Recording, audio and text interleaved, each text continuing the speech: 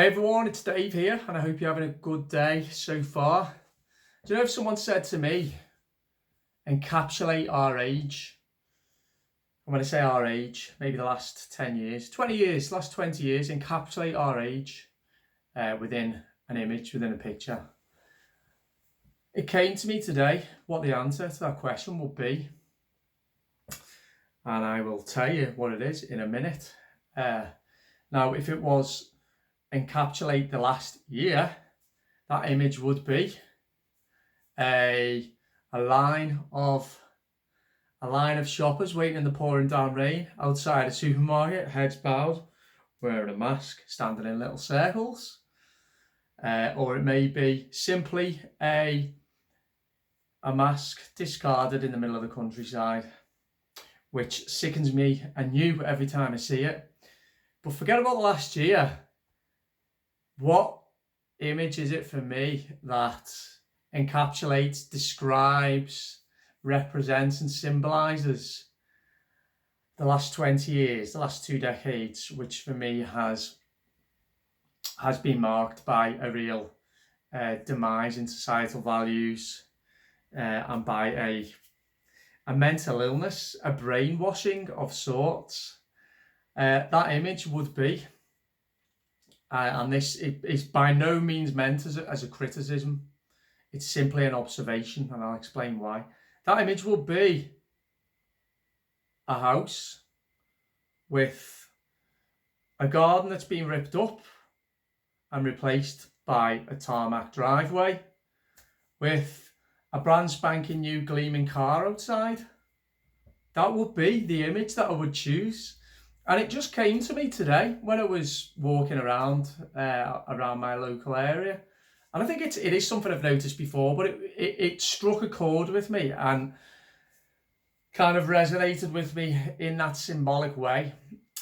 I suddenly realised that while that is the symbol of our age in a view, you know, I can see it symbolically. And what does it represent? I think it represents our kind of like get rich quick culture, our addiction to shiny bright objects, new phones, new TVs, new cars. I think it is representative of our emphasis and our placing an importance on material objects at the expense of maybe developing personal values, at the expense of relationships, at the expense of finding meaning. I think it also speaks to a lost connection with nature. I think it speaks to a lost connection with beauty. I think it speaks to, and it describes, a kind of homogeneity and a conformity that has embraced society. It speaks to a template way of living. You're doing well if you've got your house with your brand new car. That must mean you're doing well, you're successful. And you need to make sure that you're showing off that brand new car outside your house. So just get rid of your garden so that the car can take pride of place. Now I realise I'm being cynical. I am.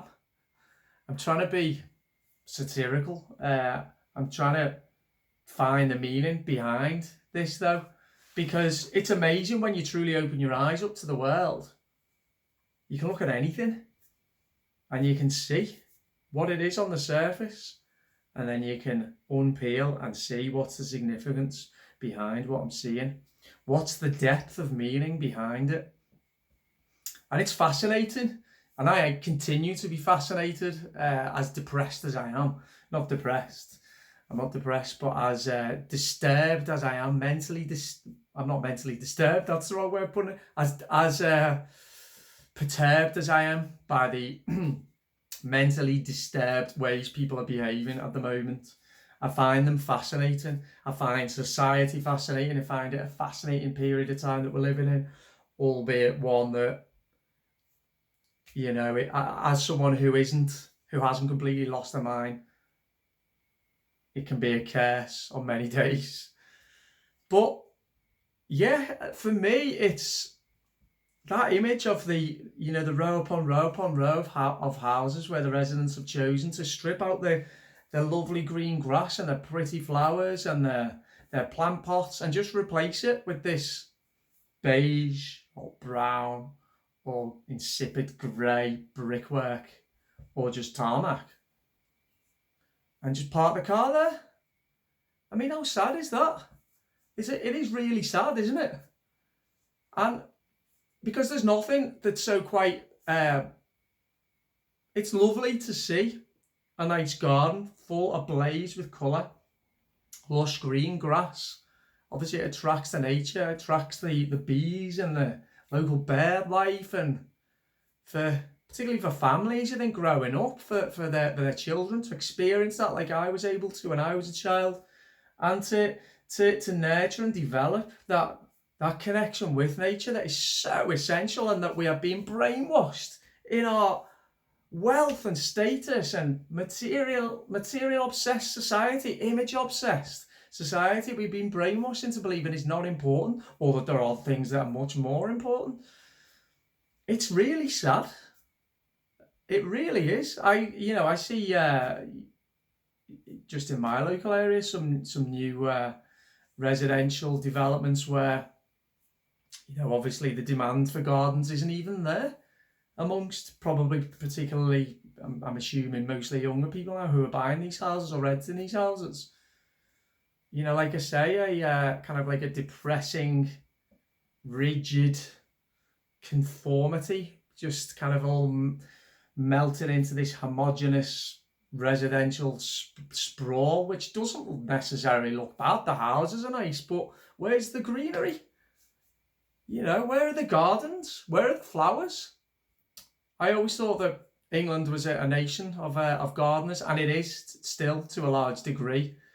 But this malaise, I think, which has crept into so many people's lives, and like I often try to say, it certainly affected me as well. And in some ways, I'm hypocritical with a lot of what I have to say, but I try and be aware of it. But this malaise that has infected our society, one which says, just go and do your 9-to-5 job, try and get your job promotion, make sure you've got a brand new car, get your high-speed Wi-Fi, make sure you've got a brand new big TV all the time, make sure you've got enough disposable income to be able to afford your takeaways every day, and your Netflix subscriptions and your Amazon Prime subscriptions, and that's it. But I want to talk about people being distracted by things that don't matter. This is exactly it. And in the meantime, what do we have? A situation where life itself is under threat. And yeah, so that was my observation for today. And like I say, it's not meant as a criticism. It's really not, because I understand why, some people may not like to have a garden. They may not want the fuss of looking after the garden and the maintenance that it involves. But what I'm talking about is it is happening quite a large scale.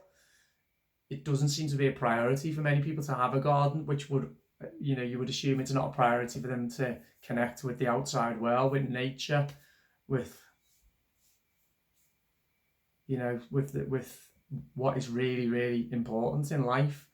And I talk a lot about how, as we've lost connection with each other, we've also lost connection with nature.